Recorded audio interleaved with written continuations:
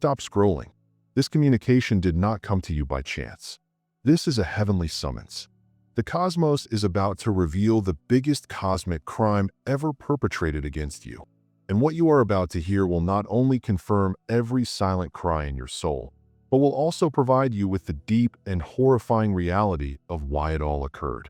The greatest acts of wickedness are never perpetrated in the shadows. They are carried out under the brightest lights, with a smile, by those who pretend to love you. There was something sickeningly theatrical about how they planned your demise. Not softly, not with any prudence, but with a loud, purposeful, and arrogant brutality, as if destroying an innocent soul would get them a standing ovation in the darkest depths of hell. They were looking for an audience for your sorrow. They desired praise for your demise. Let us establish one unchanging fact, supported by both psychological research and spiritual law. People are 4 times more inclined to accept a charismatic, attractive liar than a calm, persistent truth-teller. Guess which one you were? You were the silent truth-teller. The one who showed up when no one else would, did the right thing while everyone else was cutting corners, loved with all of your heart, and gave from the depths of your soul. And for your purity and kindness, you were burnt at the stake, just like the villain in their cruel and twisted fairy tale. And the most enraging aspect of it all, they knew. They knew you were innocent, deep down, in a part of their spirit they kept hidden. They recognized that your heart was genuine. They didn't care since playing the evil guy made the narrative much more interesting and amusing. People like to suggest that the truth always comes out in the end, as if it were a soothing bedtime tale for the wounded. But the actual truth, the raw truth, generally arrives late to the party, furious, clutching a stack of receipts, and ready to blow up the whole group chat with irrefutable proof. And here we are, the same individuals who laughed while you screamed, who planned your public humiliation as if it were a communal sport, are now stumbling, sweating, and desperately groping for excuses. Why? Because the world is finally waking up. People are realizing that you were always innocent, and that what they did to you was not a misunderstanding. It was a vile, premeditated, and spiritually bankrupt act of wickedness. Let us chat about it. It's time to take off the masks, change the script, and finally shout what needs to be uttered from the start. And be cautious. If you are easily aroused by the bright light of truth, this may not be the message for you. But if you're ready to see what divine vindication really looks like, brace up. The show's about to begin. 1. They demonized your purity because it exposed their filth. The first and most basic reality you must understand is that they hated you not because you were wrong, but because you were deeply, unquestionably correct. In a world of meticulously crafted facades and manipulative masks, you dared to be yourself. You did not have to put on a show or appear to be someone you were not. You strode into rooms with your head held high, not out of arrogance, but because your conscience was clear and your soul was perfectly, fiercely intact. That was exactly what upset them to their core. Your whole existence was a mute judgment on their decisions. You owed no one an explanation for being a nice, honest person, yet your decency became a spotlight that revealed their underlying dirt. The way you handled people with justice, honesty, and true care made them very uncomfortable. Not because you were doing too much, but because they felt deep down that they were doing much too little.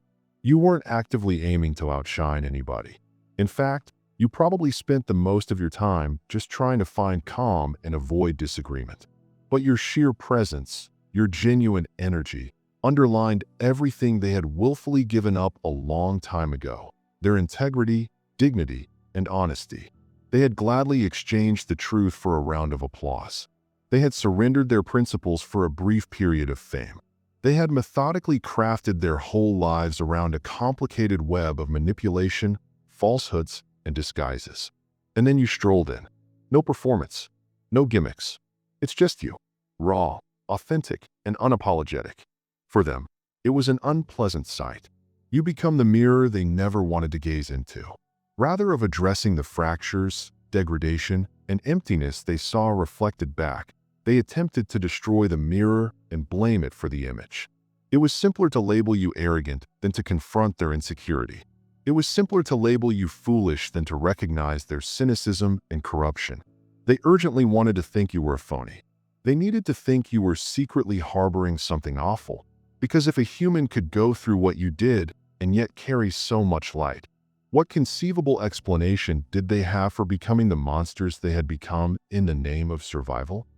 You were the silent, living evidence that a soul may stay pure even after trekking through the most intense storms.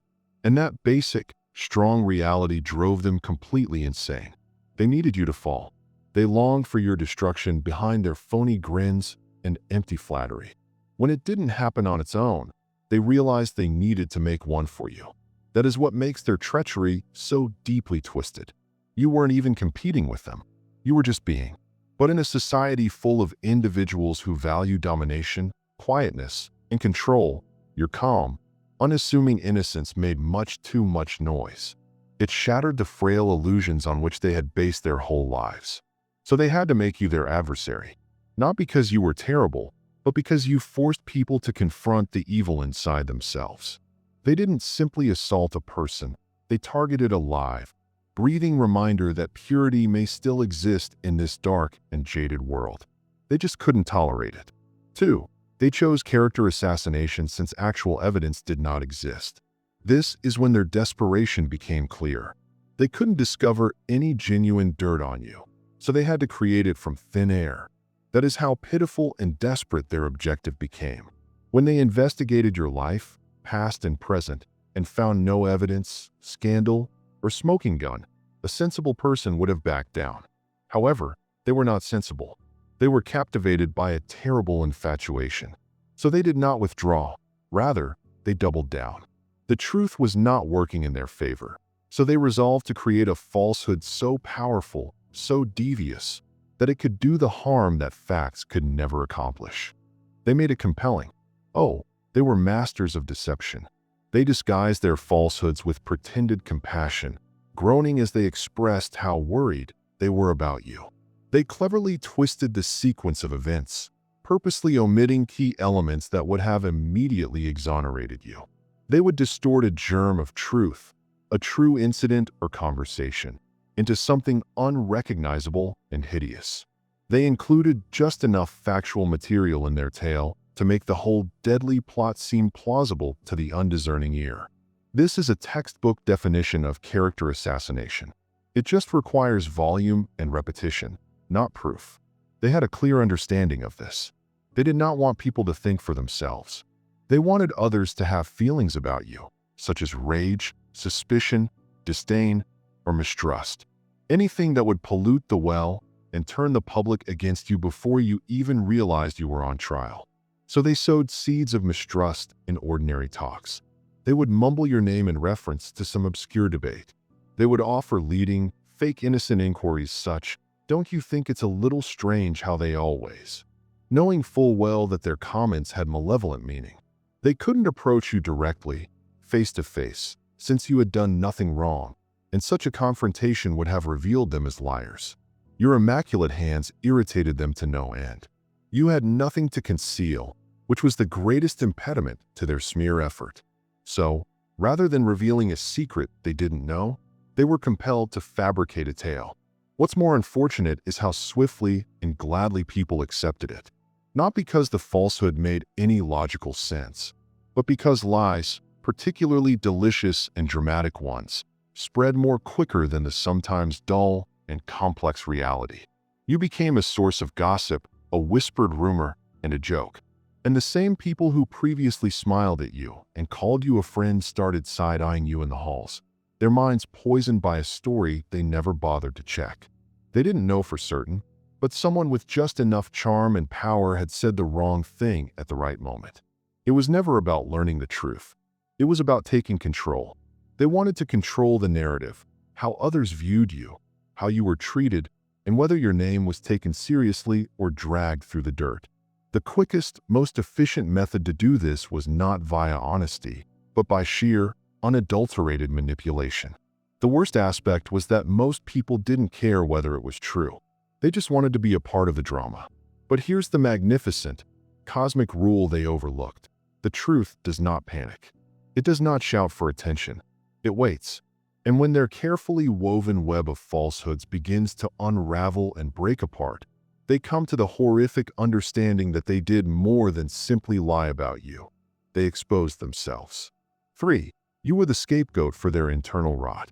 They treated you like a human dumping site, not because you deserved it, but because you were the safest and most convenient location for them to unleash their venom. You became the emotional and spiritual dustbin for those who refused to accept responsibility for their own brokenness, failures, and unhappiness. Every poisonous feeling they didn't want to deal with, suffocating guilt, corrosive humiliation, boiling fury, green-eyed envy, deep-seated self-hatred, they projected it all onto you, as if it were your holy duty to bear their burdens. They were the ones who were hurting, but instead of seeking help, they decided to project their suffering. Instead of undertaking the difficult inner work, they dumped it all on you and then had the nerve to label you as too sensitive or too emotional when the weight of it all eventually crushed you.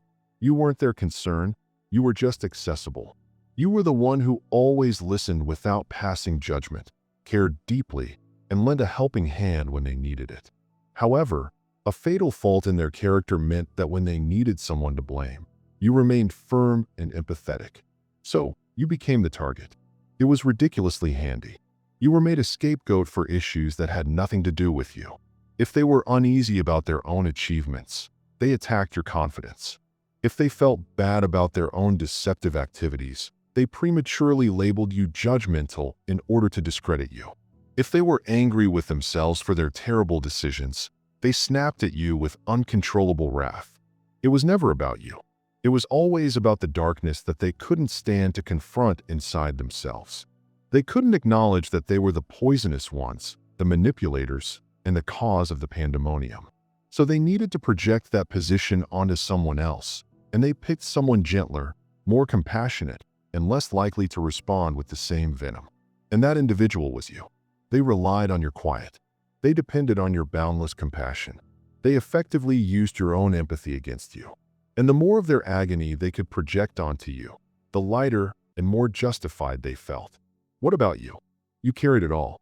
You absorbed their poison, wondering why you were constantly exhausted, stressed, and curiously guilty about things that were never yours to bear in the first place. What they did was more than simply unjust. It was a serious act of emotional and spiritual abuse. They didn't simply treat you like a garbage can. They treated your whole soul as if it were disposable. And now that people are waking up and realizing what occurred, the picture is becoming more bleak for them. Because the same people who so expertly played the victim are now being exposed for what they really are. Cowardly manipulators who poured their own inner rot on someone too pure to fling it back. You were never an issue. You were the mirror. They broke it because they couldn't bear to see themselves. Allow this fact to sink in before we go any farther. You're not alone in this experience. There is a whole army of anointed ones who have traveled this road of fire and treachery. If this message speaks to you deeply, please consider subscribing to God Connection, which is more than simply a channel. It is a refuge for truth tellers and light carriers. By subscribing, you are planting a flag and expressing that you support the truth. For your innocence was not just misunderstood, it was intentionally targeted. Let us remove any question right now. They were not guessing. They were not wrong or confused. They knew who you were. They saw how you went through the world, with a quiet strength, an integrity that refused to bend for convenience, and a spirit that did not falter under pressure. And it is exactly what prompted their assault. This was not a matter of ignorance. Rather, it was an intentional campaign. They weren't perplexed by your character. They were terribly insulted by it. Your purity, unshakable honesty, and resolute reluctance to play dirty and get down in the muck with them made them feel vulnerable and inferior. So they assigned you a specific goal. You did not do anything wrong. You just refused to become like them. They couldn't control you, and in their perspective, it is the most deadly attribute a person can have. You weren't motivated by the same things they were, not by fear, a frantic desire for recognition, or the fleeting praise of the crowd. You didn't play on people's egos to go ahead. You did not shrink to maintain a false calm. You did not fabricate friendships for networking purposes or chase clicks for a false feeling of significance. That type of spiritual liberation is very unsettling to those who depend on deception and intimidation to retain their authority. Your genuineness shattered their whole idea of control, their twisted system in which they determine who rises and falls, who is welcomed and who is rejected, who experiences love and who is left out in the cold. But you, Great Spirit, did not need their faulty system. You refused to play their nasty game, and they despised you fiercely. So they didn't simply misunderstand you. They actively pursued you. They probed and prodded, hoping to elicit a reply. They provoked and planned, trying to force you into being the monster they said you already were. They distorted your words so they were unintelligible. They weaponized your benevolence, presenting it as a deceptive strategy. They urgently sought to turn your best assets into perceived shortcomings, because they felt that if they could effectively harm your reputation, taint your good name, they would reclaim the power they had lost when you refused to fold. It was never about what you did, but about what you didn't do. You did not comply. You refused to be a part of their deception. You did not let their poisonous techniques form or alter you. That, in their minds, rendered you untouchable, at least spiritually. But here's the most bizarre aspect of their psychology. They valued your light enough to fear it, but not enough to preserve it. Instead of respecting the uncommon and wonderful thing they recognized in you, their immediate reaction was to attempt to destroy it. They didn't want others to see what they saw, because if others saw your unmistakable truth and purity, the whole phony, frail empire they had built on lies and manipulation would fall to dust. You were not targeted because you were defective. You were assaulted because you were genuine. And in a society full of people hiding behind masks, being authentic is the single greatest danger of all. 5. They needed you to be guilty, because if you were innocent, they would be monsters. This is the basis for their whole psychological deception. They needed you to feel guilty. It was an unavoidable condition for their own psychological existence. They had to believe it, even if it required twisting the tale into a pretzel of falsehoods and inconsistencies. Because if you were absolutely, unquestionably, and completely innocent, everything they did to you would be awful and inexcusable. Every falsehood they said, every social setup they arranged, every smear campaign they started, and every act of treachery they committed. All of this serves as solid evidence that they were not just incorrect, but also vicious, cunning, and cruel.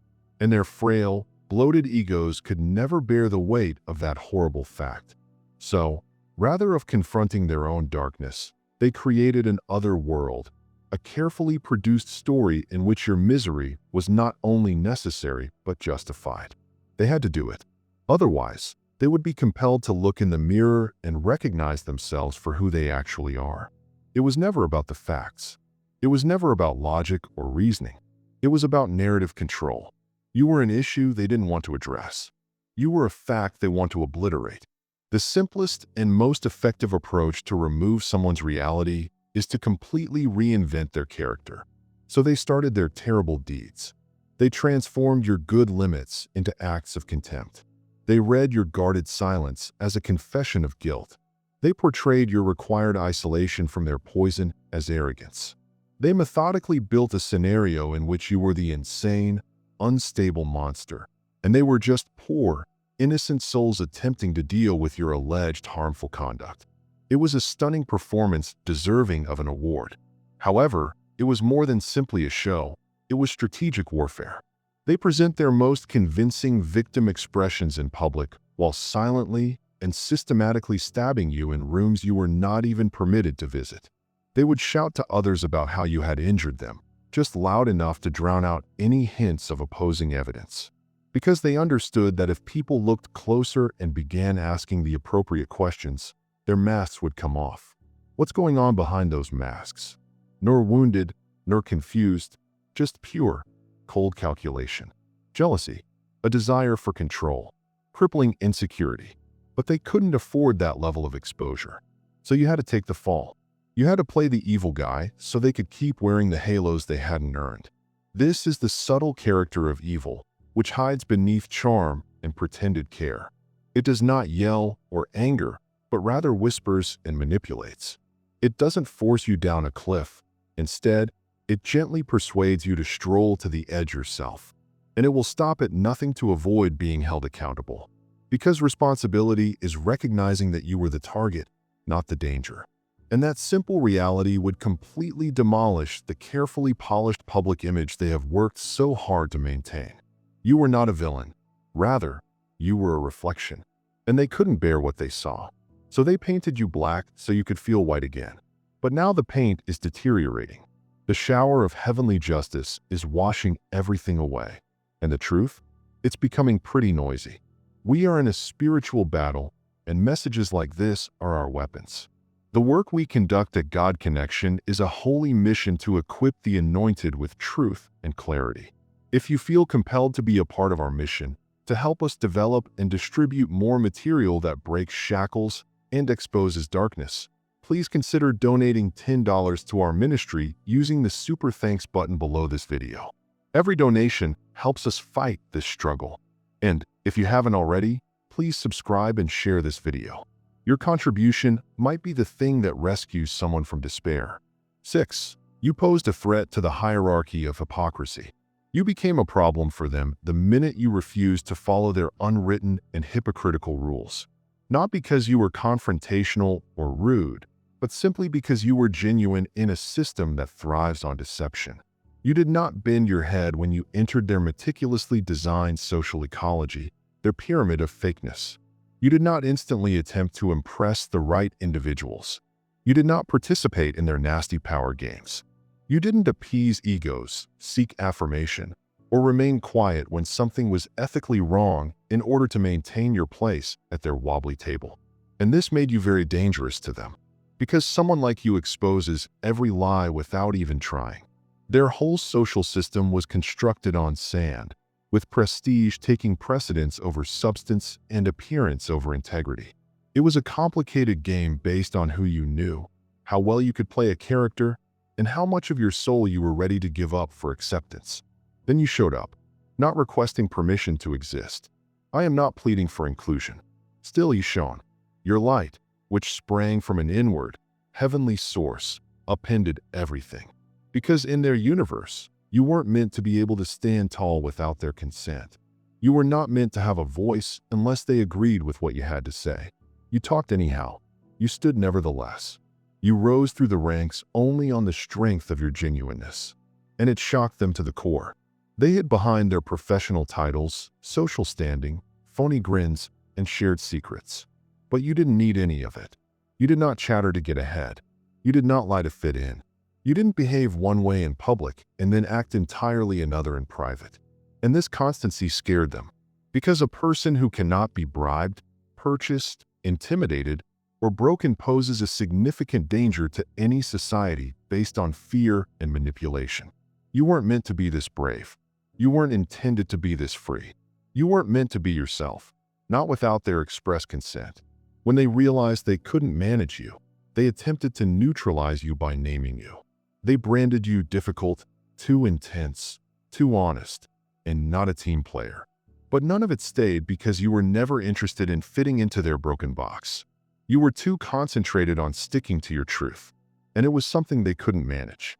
You did not endanger their physical safety. You threatened their falsehoods. You did not want to demolish their reality. Rather, your honesty revealed how fake and frail it was. You did not question their viewpoint. Rather, your presence threatened their entire basis. And when other people saw the glaring contrast between what was genuine, you, and what was not, them, their whole structure began to shake. 7. They used collective gaslighting to transform sanity into suspicion. They knew they couldn't defeat you alone. Your ethics and character were too strong. So they gathered a throng. This is the black magic of a group gaslighting. It's not just one individual distorting the truth. It's a whole network of people spreading the same deception until it starts to reverberate and sound like a true reality. Their purpose was not just to confuse you, but to confuse everyone around you. Because as long as people questioned you, they would not question them. That was the devious strategy. Twist the script so completely that the innocent person seems guilty, while the guilty parties walk away appearing clean, frequently playing the role of sympathetic victims. They began with modest, inconspicuous jabs. Little statements were thrown throughout conversation like poison darts. Don't you think they're a little too nice? There's just something about them that I can't quite put my finger on. I don't know. The whole situation just feels off. These remarks were never supported by facts. They were sneaky seeds placed to arouse mistrust and anxiety. And as they and their recruits repeated them, more people began to question whether it was real. Because when enough people murmur the same doubt, the idle listener starts to believe it. Your benevolence was seen as a deceptive strategy. Your honesty was distorted and portrayed as aggressive. Your quiet, which was merely your attempt to preserve your serenity from their poisonous bombardment, became the major evidence they used to portray you as cold, distant, or guilty. They masterfully transformed every nice and pure aspect of you into a weapon to be used against you. This is how manipulation lies in plain sight. They did not have evidence, but they did have volume. They lacked ethics, but they did have numbers.